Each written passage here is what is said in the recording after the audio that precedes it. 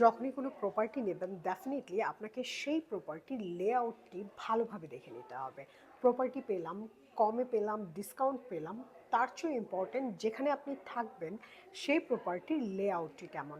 যেমন আমি এখন যে প্রপার্টিটি দেখাবো তার লিভিং এবং ডাইনিং আপনি যদি দেখেন তাহলে বুঝতে পারবেন কেন লেআউটটি প্রয়োজন।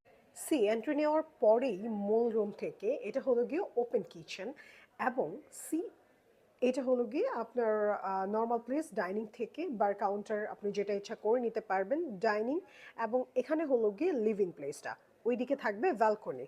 সো ক্যান ইউ সি, যেহেতু এটি একটি full straight and open layout, সেখানে আপনি হ্যান্ডওভার পাওয়ার পর প্রপার্টিটি আপনার মতো করে আরেকটু সাজিয়ে নিতে পারবেন। যেমন এটাকে আপনি ওপেনটাকে ক্লোজ করতে পারবেন, এবং ওপেন থাকার কারণে এই জিনিসটা দেখতে কতটা বড় লাগছে আপনি সেটিও বুঝতে পারছেন। বাট যদি এটি ক্লোজ থাকে বা ডিফারেন্ট লেআউট থাকে তাহলে কিন্তু ব্যাপারটি এতটা দেখতে সুন্দর নাও লাগতে পারে।